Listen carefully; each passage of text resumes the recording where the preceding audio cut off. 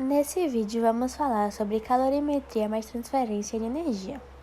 Calorimetria é a área da física responsável pelo estudo das trocas de energias térmicas em forma de calor, que ocorrem entre dois ou mais corpos e suas vizinhanças. Por meio da calorimetria, é possível saber qual é a temperatura de equilíbrio de um sistema de corpos e qual é a quantidade de energia térmica necessária para que se observem variações de temperatura ou mudança de estado físico no sistema. Temperatura. Temperatura é uma grandeza física que está associada de alguma forma ao estado de movimentação ou agitação das moléculas.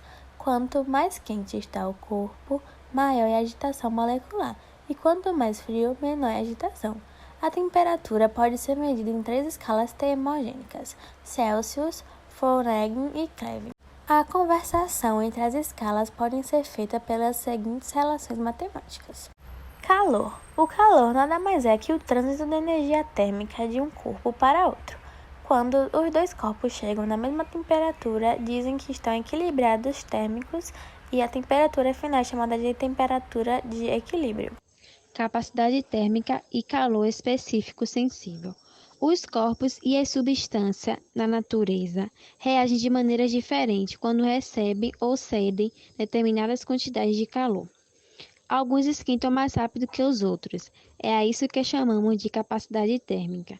Mas a capacidade térmica não é uma propriedade da substância. Ela depende também da massa e do calor específico para ser calculado. E pode ser resumida na seguinte fórmula: C igual a C.m. Calor sensível. Uma das consequências das trocas de calor é a variação de temperatura do corpo. Para calcular essa quantidade de calor trocado, é só usar a equação fundamental da colorimetria, a propagação do calor. O calor é uma forma de energia que se propaga do corpo mais quente para o mais frio.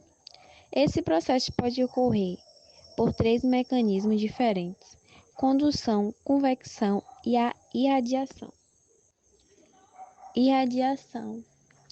A irradiação pode ocorrer no vácuo e também em meios materiais, e a sua transmissão é feita por intermédio de ondas eletromagnéticas. As ondas transmitem as energias que são absorvidas pelos pelos dos corpos. Essa absorção provoca uma alteração no estado de movimentação das moléculas, modificando assim a sua temperatura. Condução predominante nos sólidos. Nesse processo, a transmissão de energia se dá molécula a molécula. Em alguns corpos, esse processo ocorre muito rapidamente, como por exemplo, os metais, e por isso eles são chamados de condutores térmicos. E em outros ocorre ao contrário. Por exemplo, a madeira e a água. Esses são chamados de isolantes térmicos. Convecção exclusiva dos fluidos, ou seja, líquidos e gases. A transmissão de calor por convecção ocorre por meio da movimentação de massa fluida.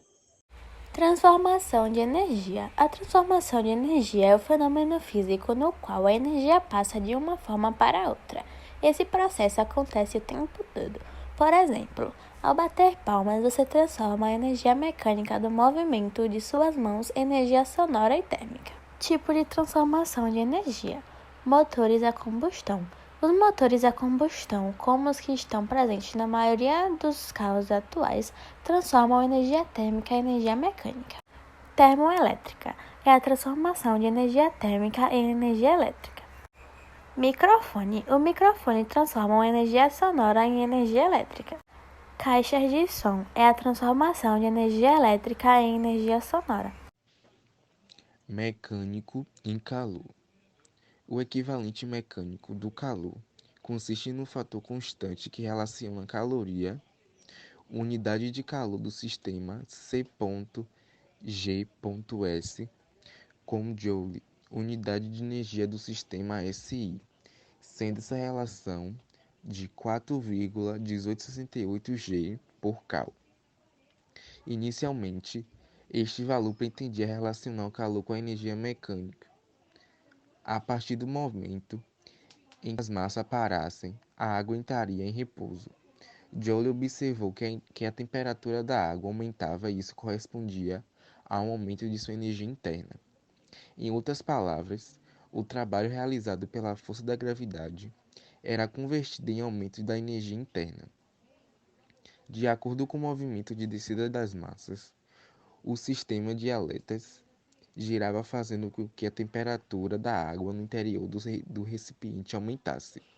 Como as áreas de contato eram bem lubrificadas, a diminuição da energia potencial gravitacional das massas fazia com que a água ficasse mais agitada, isto é, havia um aumento de energia cinética.